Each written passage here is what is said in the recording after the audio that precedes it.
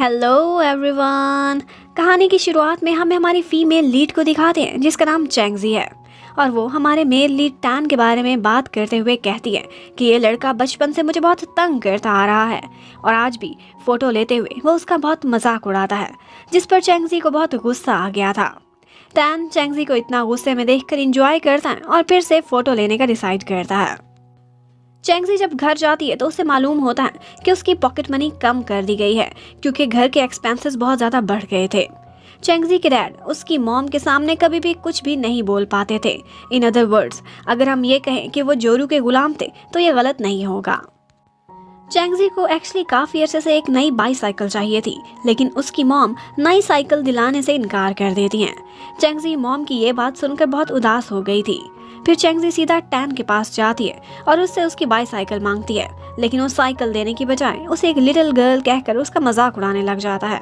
चैंगजी को उसकी बात पर बहुत गुस्सा आ गया था और वो उसे थप्पड़ मारकर वहां से चली जाती है। अब चैंगजी जैसे ही बाहर आई थी तो वहां पर जुई, जो कि चैंगजी का फ्रेंड था, वो उसके लिए आइसक्रीम लेकर आया था। चैंगजी जैसे ही आइसक्रीम खाने लगती है तो ऊपर से टैन आकर उससे वो आइसक्रीम छीन लेता है और खुद खाने लग जाता है। हर वक्त वो उसे तंग करता रहता था। ये बात चैंगजी को बिल्कुल भी पसंद नहीं आती। वो गुस्से में आ गई थी, तो अब जुई उसका गुस्सा शांत कराने के लिए एक और आइसक्रीम उसे लाकर दे देता है। उससे ये बात तो मालूम हो गई थी कि इन दोनों में ज़्यादा बिल्कुल भी नहीं बनती। एक दिन चैंगजी अपने घर की सफाई कर रही होती है तो वहाँ पर उसे एक इन्वेलप मिलता है जिसमें काफ़ी सारे पैसे थे और वो उन पैसों के बारे में अपनी फ्रेंड्स को भी बताती है।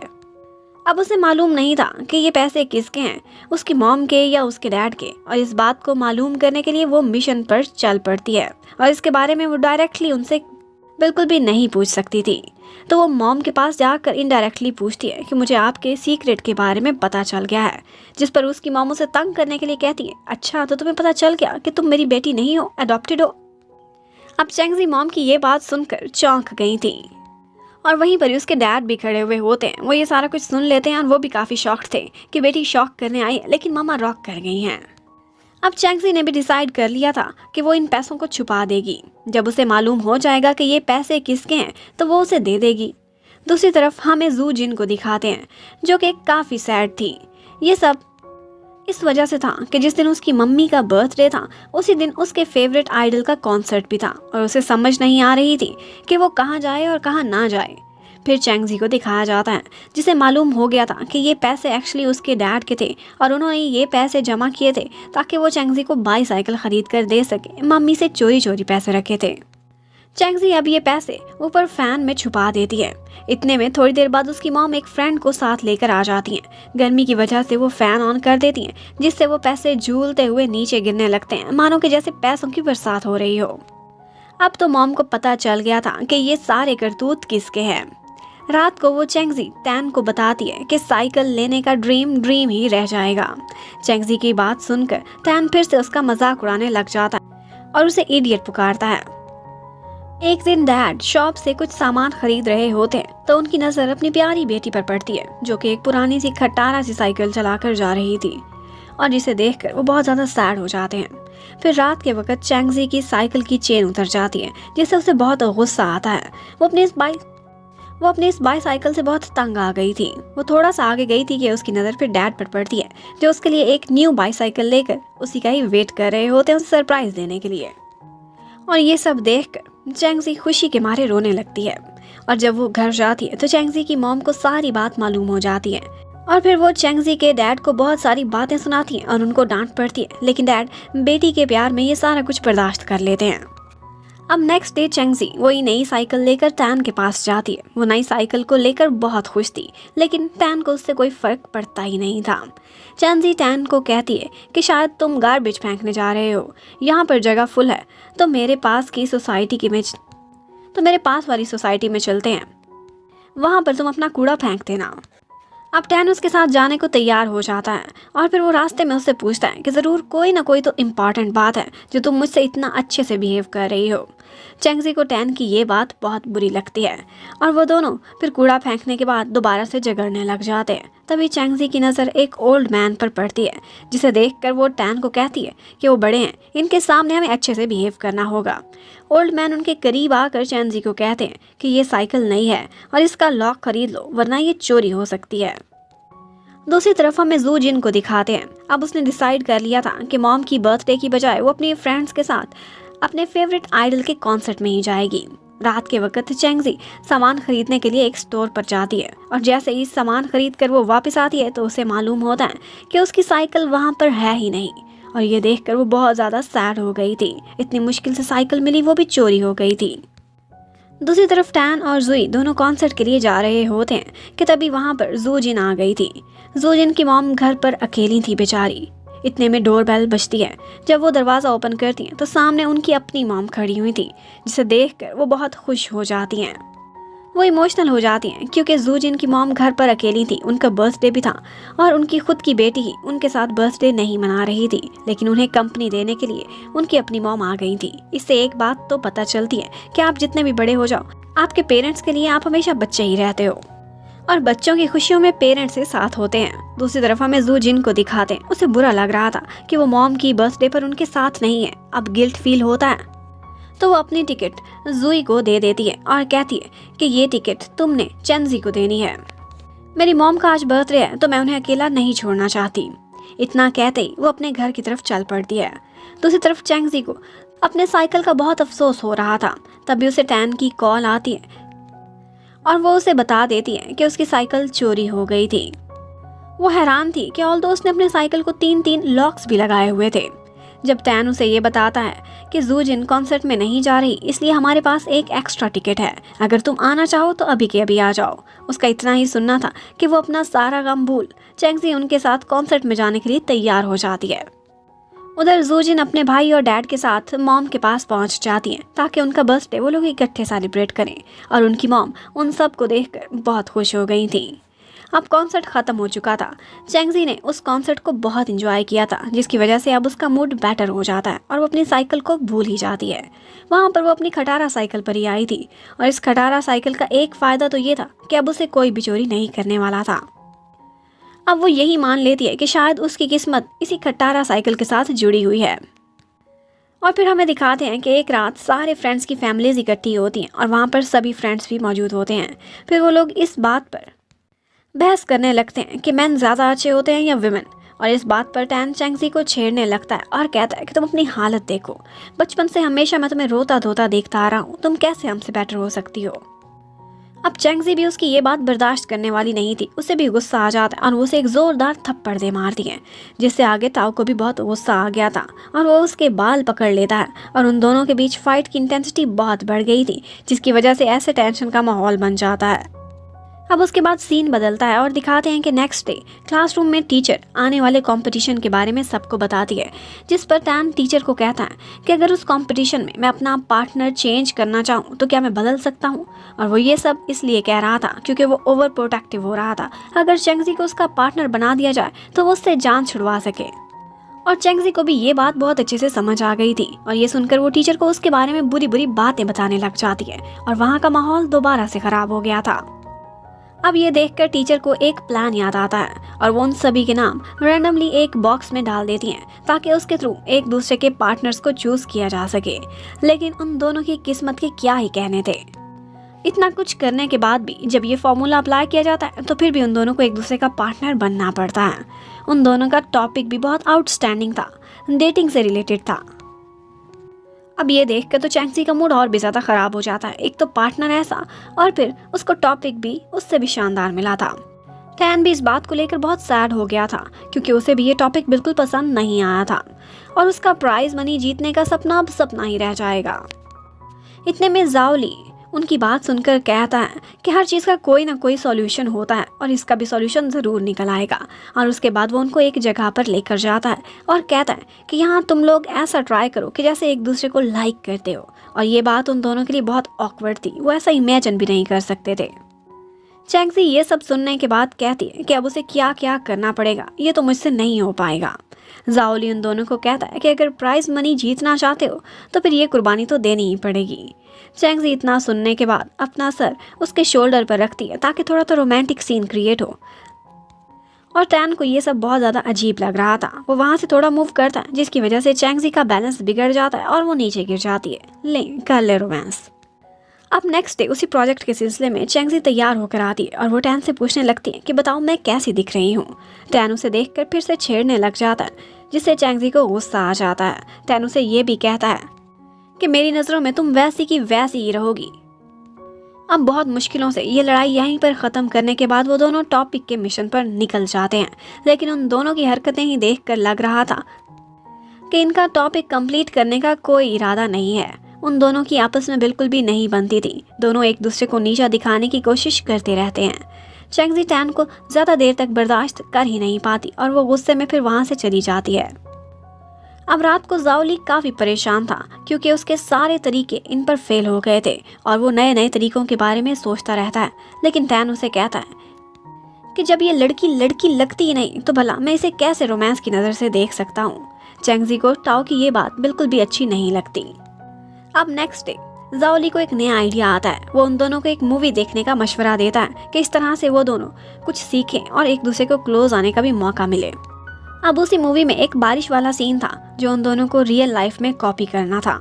अब जिस दिन बारिश होती है उस दिन वो दोनों इस सीन की एक्सपीरियंस करने की कोशिश करने लगते हैं, लेकिन इन दी एंड बहुत बुरी तरह से नाकाम हो गए थे।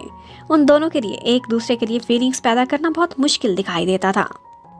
अब एक दिन चैंगजी स्टोर से कुछ खरीद रही थी कि वहीं पर ही उसकी मुलाकात एक बहुत हैंडसम लड़के से होती है जिसको देखकर वो बहुत खुश हो गई थी और उसे देखते ही वो कहने लगती है कि ये तो मेरा ड्रीम बॉय है, काश ये मेरा बॉयफ्रेंड बन जाए तो मेरे सारे सपने पूरे हो जाएं। जब नेक्स्ट डे चैंगजी अपने घर नहाने का डिसाइड करती है तो तभी वहाँ पर पानी ख़त्म हो जाता है और उसकी मॉम जब ये सिचुएशन देखती हैं तो उसे मशवरा देती हैं कि तुम टैन के घर चली जाओ, वहाँ पर पानी होगा। चैंगजी के पास और कोई ऑप्शन नहीं था और फिर वो उसके घर नहाने के लिए चली जाती है। टैन तो उस टाइम घर से बाहर चला गया था, घर में और कोई भी नहीं था, तो नहाने के बाद वो सॉन्ग्स लगाकर फिर डांस करके एंजॉय करने लगती है। तभी टैन वापस आ गया था और उसके साथ उसका एक कज़न भी था और वो कज़न कोई और नहीं बल्कि वही स्टोर वाला लड़का था जिस पर चैंगजी का क्रश हुआ था और उस लड़के का नाम यांग था। चैंगजी तो उसे देखते ही शर्मा जाती है, उसे लगा था कि किस्मत हमें मिलाने वाली है। चैंगजी को लव एट फर्स्ट साइट हो गया था, ये बात उसे कन्फर्म थी। तो वो कुछ दिनों तक बार बार टैन के घर आती जाती रहती थी ताकि यांग को देख सके, लेकिन टैन उसके लिए हमेशा रास्ते में कांटे के तौर पर काम करता था, उसकी रुकावट बनता रहता था। चैंगजी यांग से अपने लव का इजहार करना चाहती थी तो इसीलिए वो एक दिन एक लव लेटर लिख कर ले जाती है, लेकिन ये तरीका भी उसके कोई काम नहीं आता। अब उससे अपना लव कन्फेस करना तो बहुत ज़रूरी था। इसी चक्कर में वो एक दिन हिम्मत करके उससे मिलने के लिए चली जाती है और जब जाती है तो वहाँ जाने पर उसे मालूम होता है कि यांग की ऑलरेडी एक गर्लफ्रेंड है, जिसे देखते ही उसका दिल टूट जाता है और वो सैड सैड सी वहाँ पर खड़ी हुई होती है। तभी टैन उसके पास आता है और उससे कहता है कि देखो मेरे कज़न की गर्लफ्रेंड कितनी प्यारी और तमीज़ वाली लड़की है, तुमसे तो बहुत डिफरेंट है। चैंगजी को तो वो पहले ही एज अ गर्ल बहुत नीचा दिखाता था, तो उसकी ये बातें सुनकर उसे बहुत गुस्सा आ जाता है और वो कोई भी जवाब दिए बगैर वहाँ से निकल जाती है। रात को वो अपने फ्रेंड के पास जाकर कहती कि मैं इतनी अच्छी तो दिखती हूँ, सुंदर हूँ, लेकिन पता नहीं क्यों हर वक्त टैन मेरा मजाक ही उड़ाता रहता है और उसके इसी तरह तंग करने पर वो अक्सर बहुत अनॉय हो जाती थी। अब नेक्स्ट डे स्कूल जाने से पहले वो सभी फ्रेंड्स से बहुत अच्छे से बिहेव करती है और उन सभी को केक्स भी देती है। उसके फ्रेंड्स उसके बिहेवियर में ये बदलाव देखकर बहुत हैरान हो गए थे और सबसे ज़्यादा हैरान तो ऑफकोर्स टैन हुआ था। इस तरह से वो लोग अपना टाइम गुजारते हैं। अब एक दिन जुई टैन को मशवरा देता है कि वो चैंगजी को कहीं घुमाने फिराने के लिए लेकर जाए, इस तरह से वो क्वालिटी टाइम स्पेंड करेंगे। और फिर नेक्स्ट डे टैन चैंगजी को अम्यूजमेंट पार्क लेकर चला जाता है। वहाँ पर उसका कज़न भी अपनी गर्लफ्रेंड के साथ आया हुआ था और वो दोनों कपल बड़े परफेक्ट लग रहे थे सिर्फ दिखने में, लेकिन चैंगजी और टैन फिर से अपनी हरकतों से बाज नहीं आते और सारा दिन वो लोग अजीब अजीब सा बिहेव करते रहते हैं। और रात के वक्त जब वो लोग वापस घर जा रहे होते हैं तब भी लड़ते हुए आ रहे थे। चैंगजी इस बात को लेकर बहुत सैड हो गई थी कि उसका क्रश वहाँ पर अपनी गर्लफ्रेंड को लेकर आया था और पूरा दिन उसे ज़रा भी भाव नहीं दिया था, उसकी तरफ देखा भी नहीं था। ये बात उसके दिल पर तीर की तरह लगी थी। इतने में रास्ते में चैंगजी को एक नोट गिरा हुआ दिखाई देता है। पैसे देखते ही वो उसे उठाने की कोशिश में आगे जाने लगती है और वहीं पर ही उसका एक एक्सीडेंट होने वाला था कि टैन एन टाइम पर आकर उसे बचा लेता है। उसे एक्चुअली लग रहा था कि आज चैंगजी का दिल टूट गया है अपने क्रश को उसकी गर्लफ्रेंड के साथ देखकर, तो मे भी वो सुसाइड करना चाहती है। वो उसे कहता है कि तुमने हिम्मत नहीं हारनी, तुम्हें हौसला करना होगा, तुम्हें लड़ना होगा, ये सब छोटी छोटी बातें, लाइफ इससे बहुत बड़ी है। चैंगजी के साथ पहली बार ऐसा हुआ था कि वो उससे इतने अच्छे से और प्यार से बात कर रहा था, उसकी केयर कर रहा था। ये देखकर वो हैरान हो गई थी कि वो सपना तो नहीं देख रही। अब नेक्स्ट डे टैन रात वाले इंसिडेंट के बारे में अपने फ्रेंड्स को भी बताता है कि उसने किस तरह से चैंगजी की जान बचाई थी। जबकि दूसरी तरफ चैंगजी को दिखाते हैं कि जब वो कुछ खरीदने के लिए जाती है तो वहीं पर ही वो पैसे गिन रही होती है, लेकिन पैसे थे कि पूरे हो ही नहीं रहे थे। शायद वो फिर से एक और बाईसाइकिल खरीदना चाहती थी। उधर हमें दिखाते हैं कि एक रात टैन चैंगजी के घर पर किसी काम के सिलसिले में आता है तो वहाँ पर दोबारा से उन दोनों की फाइट हो जाती है और लड़ाई के ख़त्म होने के बाद वो उसे घर से बाहर ले आता है क्योंकि वो उसे कुछ दिखाना चाहता था। और फिर वो उसे एक जगह पर लेकर आता है जहाँ पर एक न्यू बाईसाइकिल खड़ी हुई थी जो उसने चैंगजी के लिए खरीदी थी।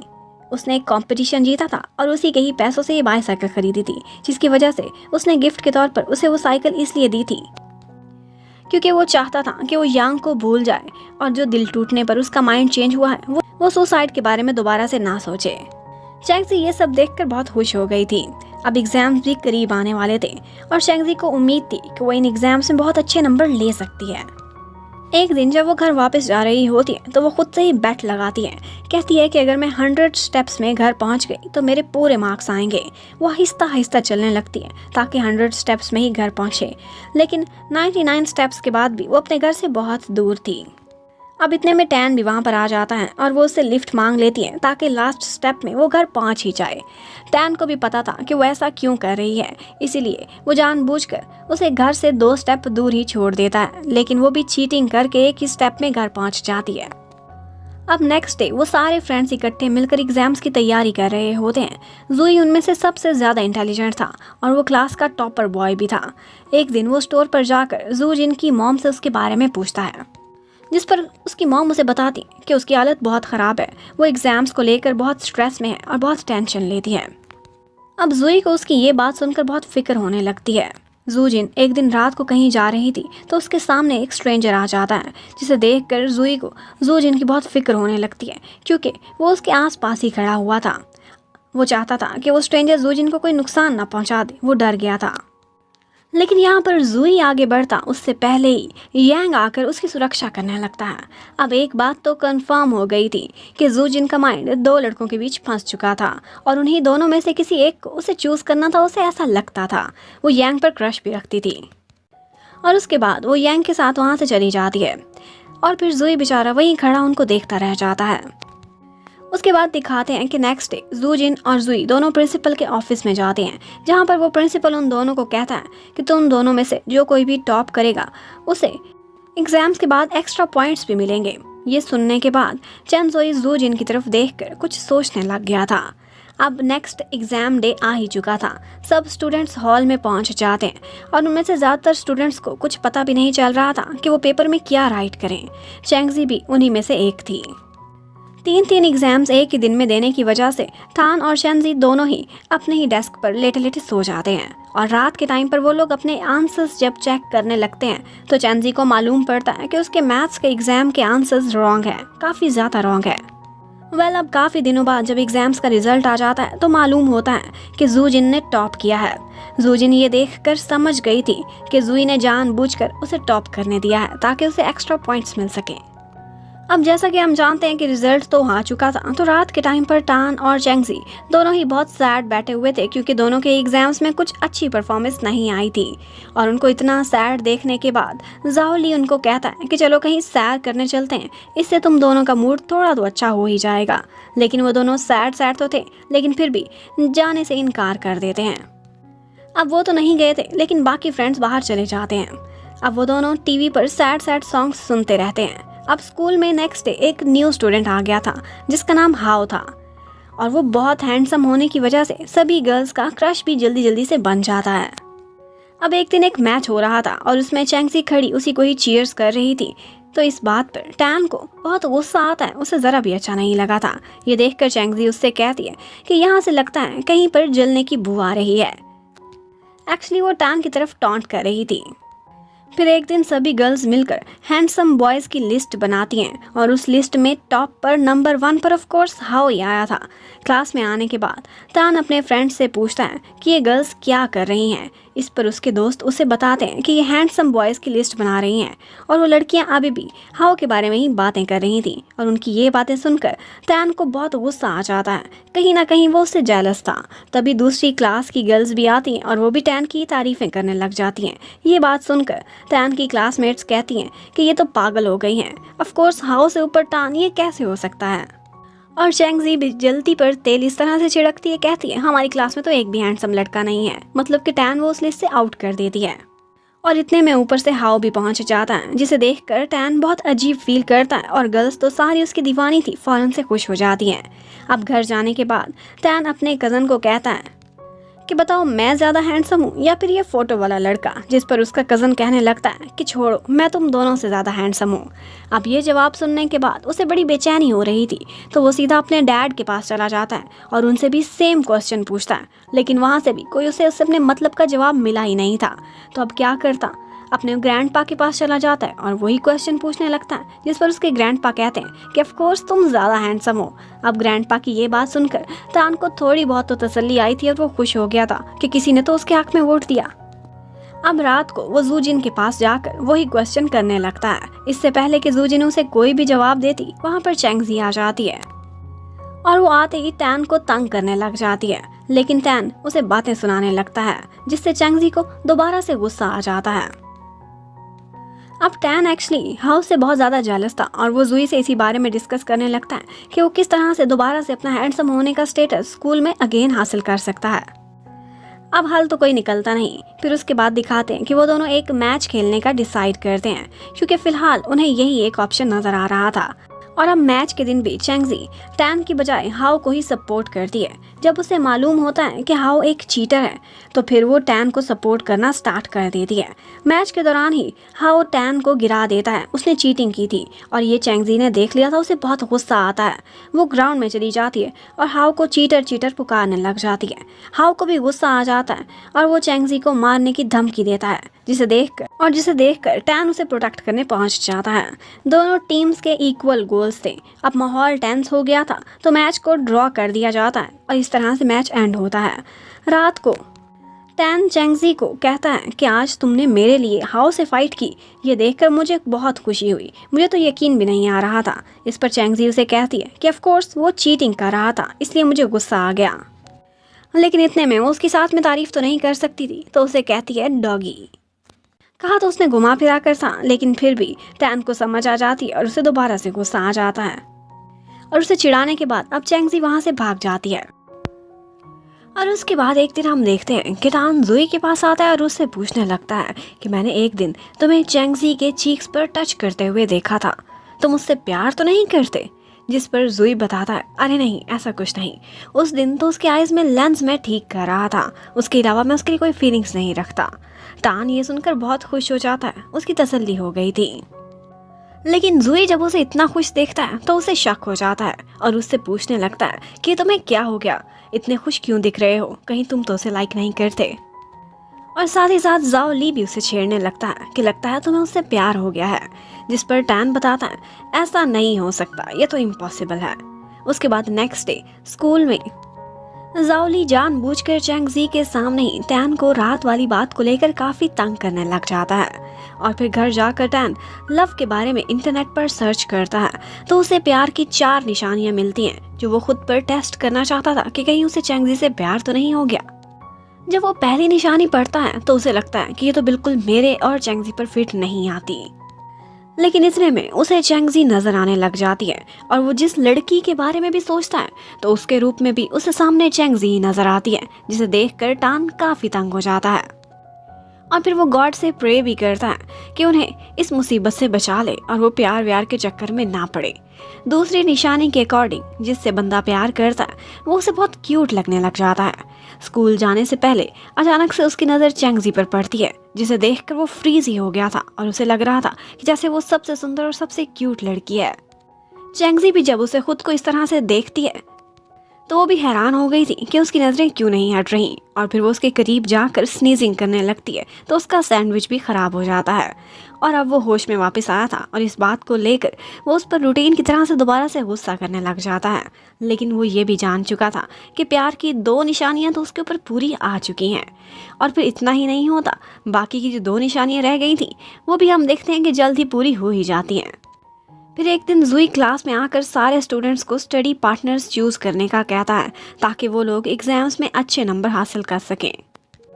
टैनजी तो दिल से चाहता था कि चैंगजी ही उसके पार्टनर बने। वो उसे किसी तरह से चूज करना चाहता था, लेकिन इतनी हिम्मत नहीं हो रही थी कि वो डायरेक्टली उससे ये बात बोल सके। चैंगजी अपने लिए पार्टनर डिसाइड नहीं कर पाती तो प्रिंसिपल उसका पार्टनर एक दूसरी क्लास के लड़के को बना देते हैं। जब चैंगजी उसके बारे में अपने फ्रेंड्स को बताती है तो टैन को ये बात सुनकर बिल्कुल भी अच्छा नहीं लगा था। और इतने में वो लड़का लिन भी वहाँ पर आ गया था। वो चैंगजी के साथ बातें करने लग जाता है। वो दोनों एक साथ खुश नज़र आ रहे थे और उनकी अंडरस्टैंडिंग और बॉन्डिंग भी बहुत अच्छी लग रही थी। और ये बात देखकर टैन बहुत जेलस फील करने लगता है। रात के टाइम भी वो चैंगजी को समझाने लग गया था कि देखो, ज़माना बहुत ख़राब है, तुम किसी पराये लड़के के साथ कैसे स्टडी कर सकती हो। लेकिन चैंगजी थी कि टैन की इन बातों को इग्नोर कर देती है। नेक्स्ट डे जब वो स्टडी करने जा रही थी तो टैन उसे देखकर कहता है कि क्या तुम पढ़ने जा रही हो या फिर डेट पर, क्योंकि उसकी ड्रेसिंग से तो ऐसा ही लग रहा था कि जैसे वो किसी डेट पर एंजॉय करने जा रही हो और स्टडी करने नहीं। अब ये देखकर वो इतना जलता है कि उसके साथ ही जाने का डिसाइड कर लेता है, क्योंकि इस तरह से वो इनसिक्योर फील कर रहा था। फिर वो दोनों को बातें करता देख भी काफ़ी जेलसी फील करने लगता है।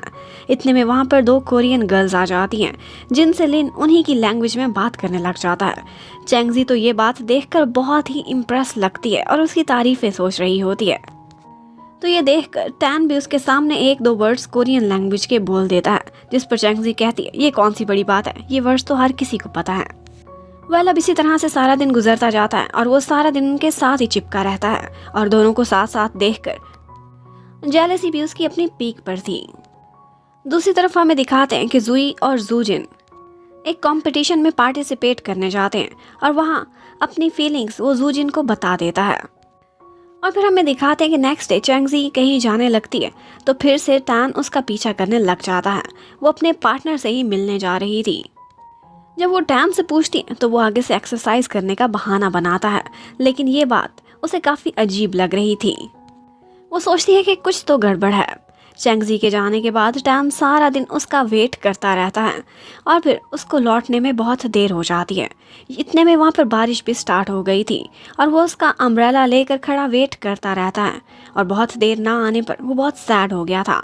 इतने में थोड़ी देर में वहाँ चैंगजी पहुँच जाती है। टैन उससे पूछता है कि इतनी देर तुमने क्यों लगा दी, जिस पर चैंगजी उससे पूछती है कि तुम मेरा वेट क्यों कर रहे हो। इस पर टैन उससे झूठ मूठ के बहाने लगाने लग जाता है, क्योंकि सच्ची बात तो बता नहीं सकता था। लेकिन एक बात हमें तो कंफर्म हो गई थी कि टैन अब चैंगजी के प्यार में पड़ चुका है, लेकिन कन्फेस करने की उसमें हिम्मत नहीं आ रही थी।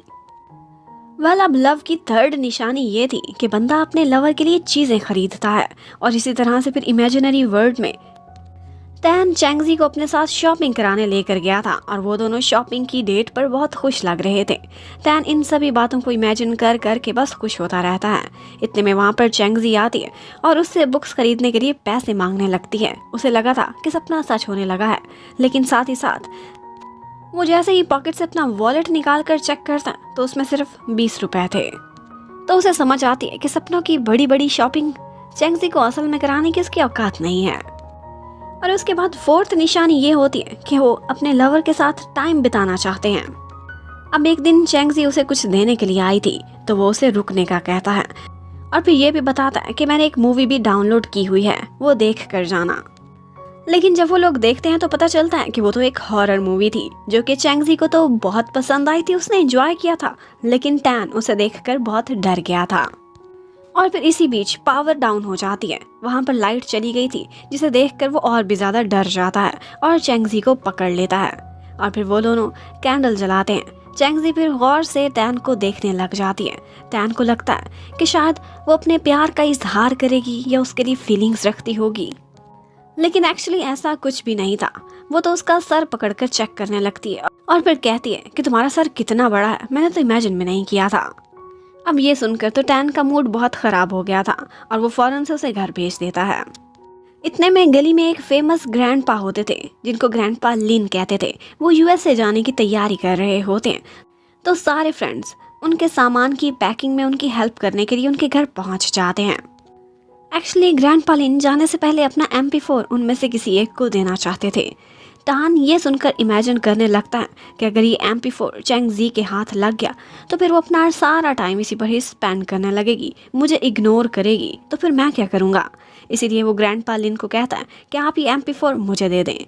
चैंगजी को ये देखकर बहुत गुस्सा आ गया था क्योंकि उसे भी वही चाहिए था। ग्रैंडपा लिन यहाँ पर टॉस करते हैं और टैन वो टॉस जीत जाता है। चैंगजी को बात पर बहुत बुरा लगा था और वो घर जाकर भी उसे बुरा भला कहती रहती है।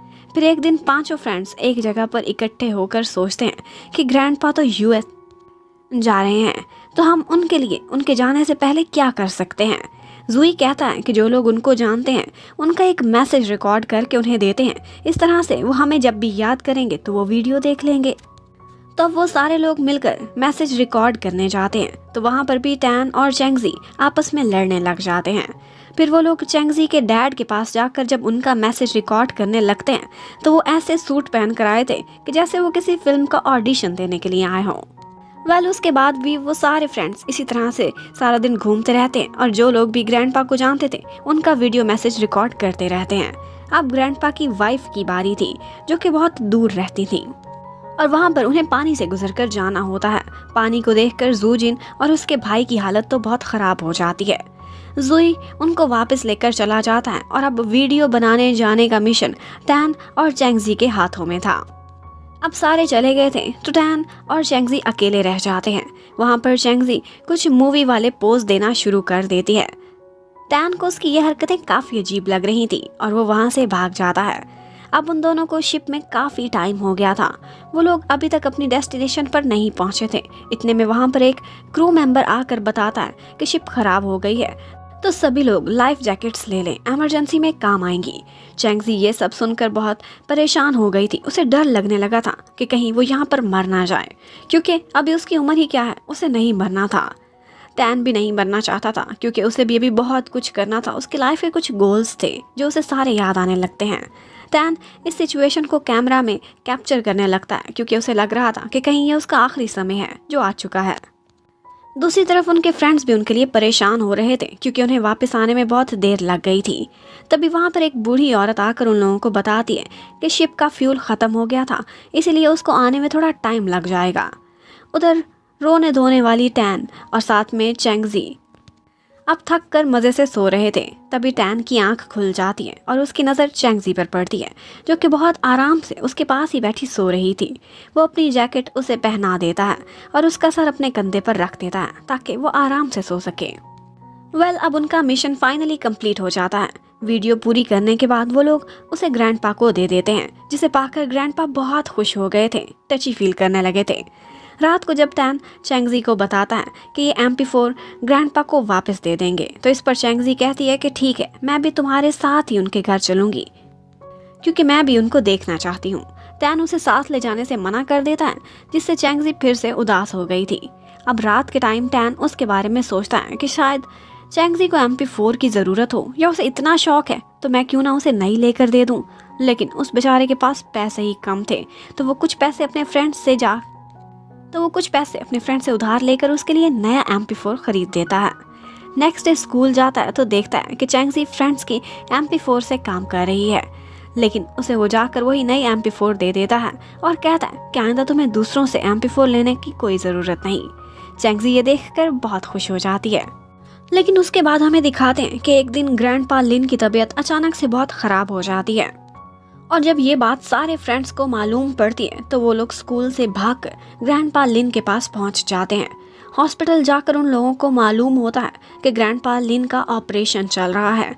ग्रैंडपा लिन की बेटी भी वहां पहुंच चुकी थी और वो अपने डैड के लिए बहुत फिक्रमंद नजर आती है। इतने में थोड़ी देर बाद डॉक्टर बाहर आता है और उनको बताता है कि सॉरी, हम ग्रैंडपा लिन को नहीं बचा सके। उन बेचारे की इतनी ही किस्मत थी। और ये देखकर वहाँ पर सभी लोग रोने लग जाते हैं क्योंकि वो सबसे ही बहुत प्यार करते थे। अब चाइना में ओलंपिक्स होने वाले थे तो सभी फ्रेंड्स यही विश करते हैं कि वो उसकी ओपनिंग सेरेमनी देखने के लिए जाएं। चैंगजी इसके बारे में अपने घर जाकर अपनी मॉम से बात करती हैं, लेकिन उसे उसके लिए पैसे चाहिए थे जो ऑफ कोर्स उसकी मॉम देने से इनकार कर देती हैं। वो मॉम को पैसे देने के लिए बहुत मनाने की कोशिश करती है, लेकिन उसकी मॉम उसकी एक भी नहीं सुनती। दूसरी तरफ जाओ ली भी अपने पेरेंट्स को मनाने की कोशिशों में लगा हुआ होता है, लेकिन उसके पेरेंट्स भी इस बात को लेकर उसकी एक नहीं सुनते। चैंगजी को भी पैसे नहीं मिल रहे थे तो वो सोचने लगती है कि काश मैं इतनी गरीब ना होती। उधर जाओ ली को दिखाते हैं तो उसकी हालत भी उससे थोड़ी सी भी डिफरेंट नहीं थी। सारे फ्रेंड्स एक साथ थे तो टैन उनको एडवाइस देते हुए कहता है कि हम ऐसा करते हैं कि मम्मी डैडी से लेने के बजाय खुद पैसे कमाते हैं, उससे जो करना हो हम करेंगे, हमें कोई नहीं रोक सकता। स्कूल में चैंगजी टैन के पास जाकर अब उससे पैसे कमाने के तरीके सीखने के बारे में पूछने लगती है। टैन उसे मशवरा देता है कि जब तुम घर जाओ तो अपना पुराना सामान पैक कर लेना जिसकी तुम्हें अब ज़रूरत नहीं।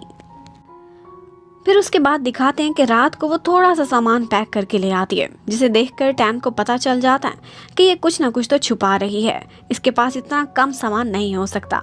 तो वो उसकी जाकर बेडशीट को हटाता है तो वहाँ पर बहुत सारा सामान था जो वो छुपाने की कोशिश में संभाल कर रखे हुए थी। चैंगजी बेचारी उन चीज़ों को नहीं बेचना चाहती थी, जिस पर टैन उसे कहता है कि अगर पैसे कमाने हैं तो कुर्बानी तो देनी पड़ेगी। चैंगजी के पास अब कोई और ऑप्शन नहीं था, वो उन्हें बेचने के लिए तैयार हो जाती है। नेक्स्ट डे स्कूल में टैन क्लासमेट्स से उनका सामान सस्ते में खरीद लेता है ताकि वो उससे अच्छे दामों में बेच सके और बहुत सारे पैसे कमाए, और अपने इस प्लान के बारे में वो चैंगजी को भी शरीक कर लेता है। अब स्कूल के बाद वो दोनों सारा सामान रोड साइड पर बेचने के लिए रख देते हैं और वहाँ पर रिंग्स वाली गेम सेट कर देते हैं, जिसके थ्रू वो लोगों से काफ़ी सारे पैसे कमाने वाले थे। लेकिन बहुत देर गुजर जाती है, कोई एक भी कस्टमर उनके पास नहीं आया था। वो लोग परेशान होने लगते हैं। चैंगजी से तो अब इतना वेट करना बर्दाश्त भी नहीं हो रहा था। वो दोनों इसी से रिलेटेड बातें कर रहे थे कि फाइनली इतने खुश हो जाते हैं जब वो वहाँ पर एक पर्सन को आते देखते हैं जो उनका कस्टमर था और उनसे गेम खेलने का कहता है। अब चैंगजी और टैन की खुशी देखने वाली थी, लेकिन ये खुशी ज़्यादा देर तक नहीं रहती क्योंकि वो कस्टमर एक एक करके उनके सारे गिफ्ट्स फ्री में जीते जा रहा था और सारे गिफ्ट्स ख़त्म हो गए थे। तो ये देखकर चैंगजी बहुत सैड हो जाती है। टैन को ज़्यादा देर तक वो सैड दिखती अच्छी नहीं लगती, तो वो सोचता है कि क्यों ना इसकी हेल्प की जाए। वहाँ पर एक आदमी से वो उसका गिटार ले लेता है और उस पर वो एक सॉन्ग गाने लगता है जो लोगों को बहुत पसंद आता है और वो उसे पैसे देते जाते हैं, जिसे हासिल कर अब चैंगजी बहुत खुश होती जा रही थी। अब एक दिन चैंगजी टैन की अपने फ्रेंड्स के सामने बहुत तारीफ कर रही होती है। टैन के पास अब एक अच्छा मौका था, वो चैंगजी से अपनी खिदमत करवा सकता था और वही वो करवाने लगता है। रात के टाइम फिर से टैन गाना गाकर बहुत अच्छे खासे पैसे कमा देता है और चैंगजी ये पैसों को देख देख कर बहुत खुश होती रहती है। उसे उम्मीद थी कि अगर ऐसे ही चलता रहा तो वो अपना ओलंपिक्स की गेम्स देखने का सपना पूरा कर सकती है। तभी वहाँ पर पुलिस आ जाती है तो वो दोनों उनसे बचने के लिए वहाँ से भागने लग जाते हैं और वो दोनों एक जगह छुप जाते हैं ताकि पुलिस उनको पकड़ ना सके। यहाँ पर उन दोनों को मालूम हो जाता है कि उन दोनों के ही दिल में एक दूसरे के लिए फीलिंग्स है, लेकिन वो दोनों डर रहे थे और इसका इजहार नहीं कर पाते। नेक्स्ट जब सारे फ्रेंड्स इकट्ठे होते हैं तो उन्हें मालूम होता है कि सारे टिकट्स बिक चुके हैं। इसको लेकर वो सभी बहुत सैड हो जाते हैं।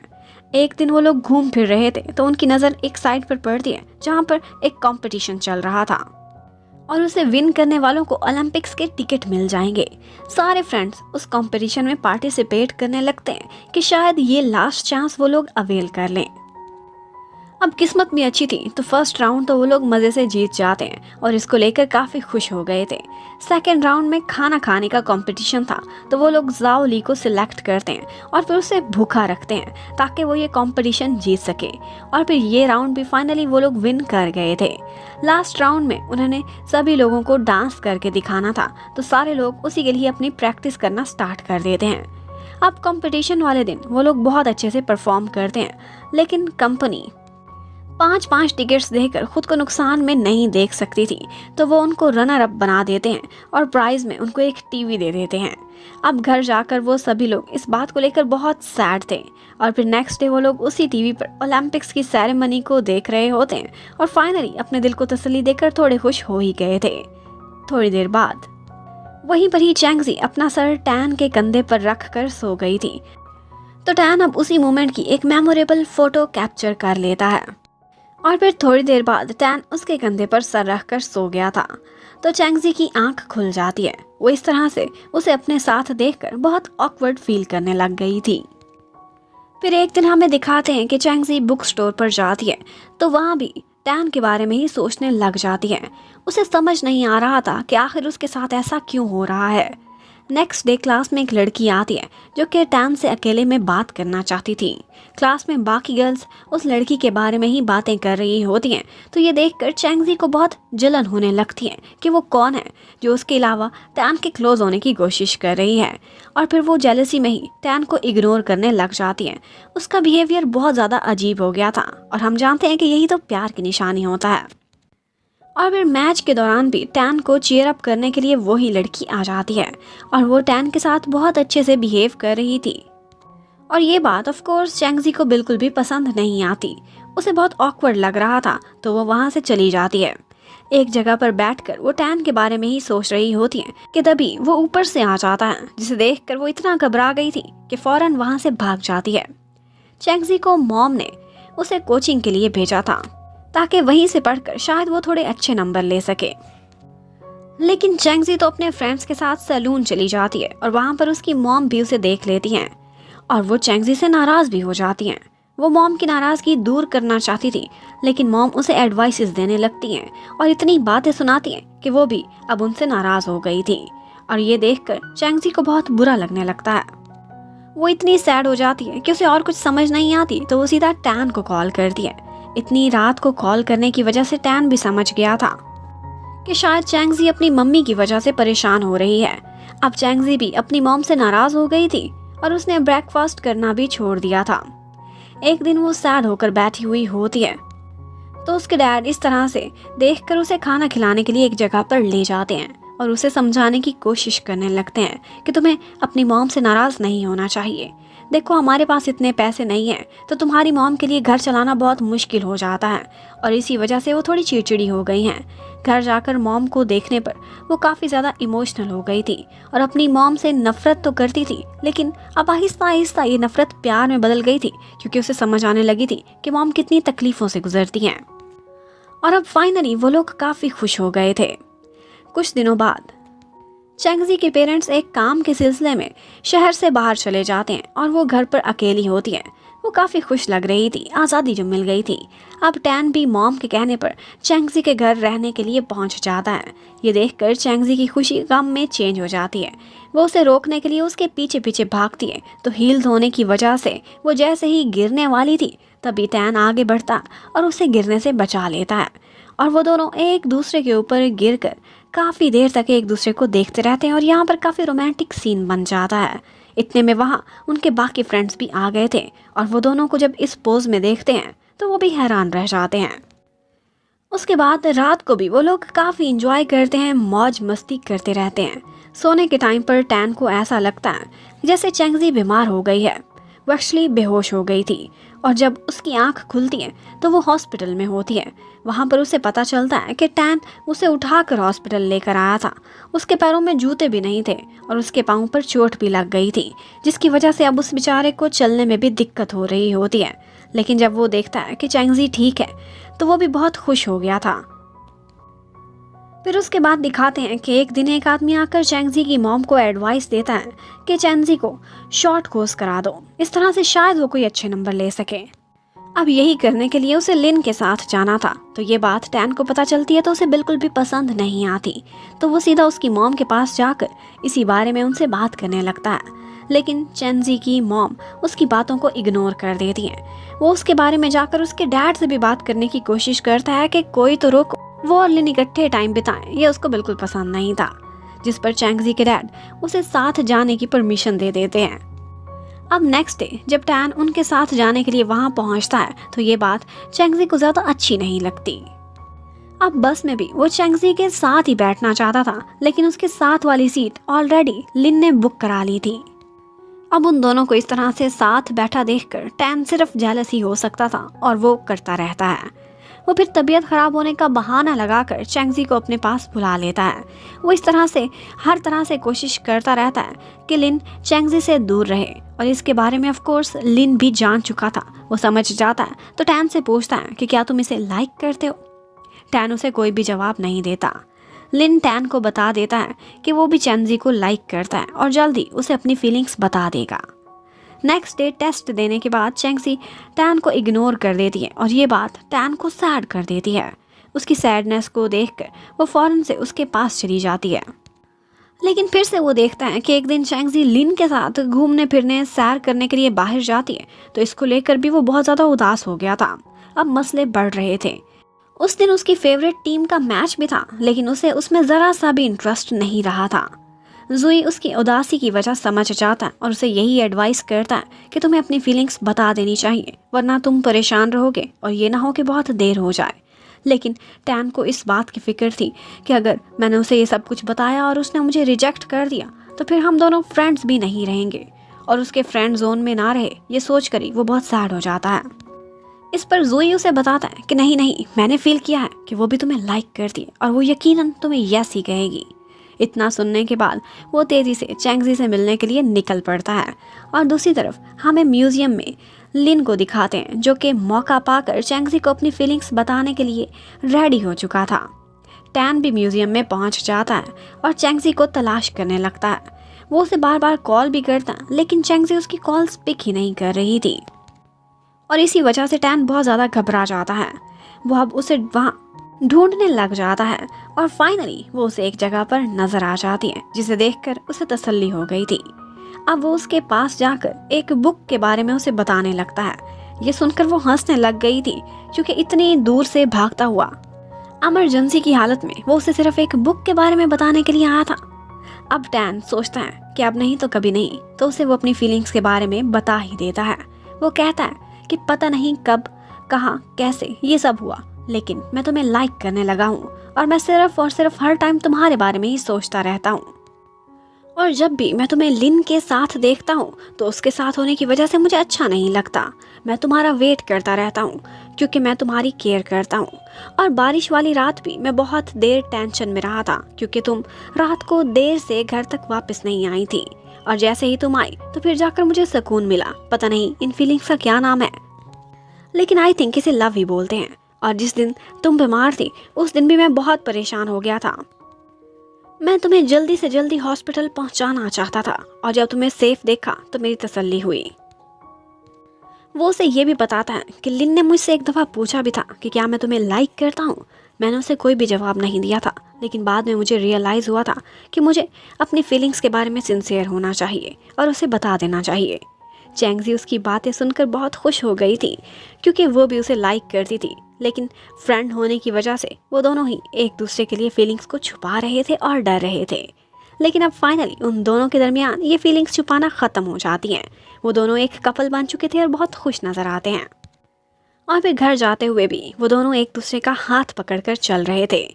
वहाँ पर चैंगजी उससे कहती है कि अब तुम मुझे तंग करना बंद कर दो। अगर ऐसा ना किया तो सोच लो कि अब मैं तुम्हारी गर्लफ्रेंड बन चुकी हूँ, सिर्फ फ्रेंड नहीं रही।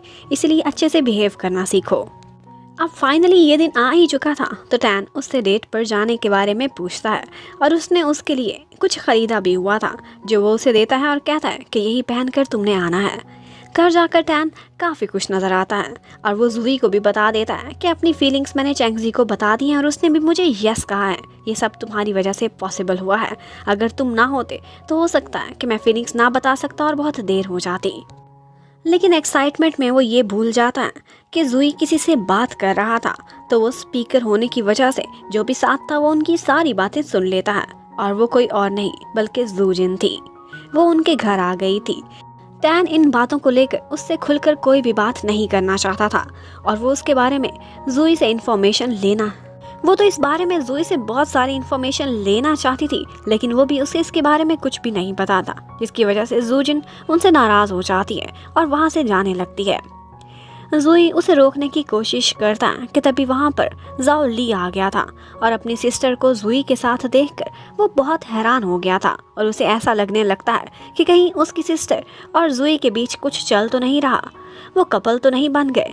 वो सीधा चैंगजी के पास जाकर कहता है कि हम पांचों में से कोई 2 लोग डेटिंग कर रहे हैं और ये गलत बात है, फ्रेंड्स के बीच ऐसा नहीं होना चाहिए। चैंगजी ये सुनकर हैरान हो गई थी और उसे ऐसा लगने लगा था कि जैसे जाओ ली को उसके और टैन के बारे में मालूम हो गया है। वो हैरान थी कि किसने इसे बता दिया। जाओ लिन अब कहाँ पीछे हटने वाला था। वो अपनी सिस्टर और ज़ोई को एक दिन एक रूम में लॉक कर देता है और की गुम होने का बहाना बनाने लगता है ताकि उनकी फीलिंग्स के बारे में कंफर्म कर सके। अब वो दोनों काफ़ी देर तक एक ही रूम में बंद थे, लेकिन इसके बारे में वो आपस में बात करते ही नहीं। दूसरी तरफ चैंगजी और टैन दोनों डेट पर जाते हैं और उस दिन वो काफ़ी खुश लग रहे थे। वो अपना टाइम अच्छे तरीके से स्पेंड करते हैं कि तभी चैंगजी की नज़र टैन के वॉलेट पर पड़ जाती है और वो उसमें किसी और लड़की की फ़ोटो को देखती है तो उसे गुस्सा आ जाता है। चैंगजी को बिल्कुल भी अच्छा नहीं लगता और वो डेट छोड़कर वहाँ से जाने लगती है, तो टैन उसे रोक लेता है और उसकी मिसअंडरस्टैंडिंग को क्लियर कर देता है। उन दोनों को अब साथ हुए 3 दिन हो चुके थे। टैन बहुत खुश था, यही तो वो काफ़ी अरसे से चाहता था। ब्रेकफास्ट करने के लिए जाता है तो टेबल पर 2 ऑरेंजेस उठाकर अपने मॉम और डैड को कहता है कि ये कितने प्यारे हैं, हमें इन्हें नहीं खाना चाहिए, क्योंकि उसे इसमें अपनी और चैंगजी की शक्ल नज़र आ रही थी। दूसरी तरफ हमें दिखाते हैं कि ज़ुई ज़ूजिन को एक जगह पर लेकर जाता है और वो वहाँ पर उसे अपनी फीलिंग्स के बारे में बताना चाहता था, लेकिन ज़ूजिन को यांग की कॉल आ जाती है तो ज़ुई उसे अपनी फीलिंग्स बता ही नहीं पाता और ये अपॉर्चुनिटी उसके हाथ से निकल गई थी। रात के टाइम टैन भी चैंगजी के घर के बाहर वही ऑरेंजेस लेकर पहुंच जाता है। हर ऑरेंज पर उसने चैंगजी के एक्सप्रेशंस को बनाया हुआ था जो कि बहुत क्यूट लग रहे थे। वो इस तरह से बहुत सारी प्यार भरी बातें उससे करता रहता है, जिसे सुन सुनकर चैंगजी बहुत खुश होती रहती है और वो दोनों इसी तरह से वहाँ पर खुश खड़े बातें कर रहे होते हैं कि वहीं पर ही जाओ ली भी उनको इस तरह से देख लेता है। वो काफ़ी हैरान था और इस बात को लेकर उनसे नाराज़ हो जाता है कि उन्होंने उससे ये बात कभी शेयर ही नहीं की थी। अब चैंगजी और टैन उसे मनाने की कोशिशों में लगे हुए होते हैं, लेकिन वो मानने के लिए तैयार ही नहीं होता, कुछ ज़्यादा ही नाराज़ हो गया था। लेकिन इन दी एंड कुछ चीज़ों के बारे में वो उन्हें एज अ कपल एक्सेप्ट करने के लिए तैयार हो जाता है और उसमें से एक शर्त ये थी कि वो टैन की पुरानी डायरी भी देखना चाहता था, जिसमें टैन ने अपने फ्रेंड्स के बारे में बहुत कुछ लिखा हुआ था। अब जब वो डायरी में देखते हैं तो वहाँ लिखा हुआ था चैंगजी के बारे में कि वो एक पागल लड़की है और ज़ुई एक बुद्धू लड़का और ज़ूजिन एक पत्थर दिल इंसान, और जाओली के बारे में ये लिखा हुआ था कि वो तो बिल्कुल एक गधा है। अब ये देखकर टैन के फ्रेंड्स को काफ़ी गुस्सा आ जाता है और वो पकड़कर उसकी पिटाई ही करने लग जाते हैं। बस इन्हीं हरकतों से वो लोग एक दूसरे के फ्रेंड्स बने थे। टाइम गुजरने के साथ साथ वो बड़े भी होते जा रहे थे, लेकिन उनकी फ्रेंडशिप आज भी वैसी की वैसी ही थी। चैंगजी और टैन तो एक दूसरे के साथ थे, एक कपल बन गए थे, लेकिन क्या ज़ुई और ज़ूजिन दोनों एक दूसरे के साथ थे या नहीं, कुछ भी नहीं कहा जा सकता, क्योंकि ये बात यहाँ पर क्लियर नहीं होती और इसके साथ ही इस स्टोरी की एंडिंग हो जाती है। Thank you for watching, stay connected, bye bye.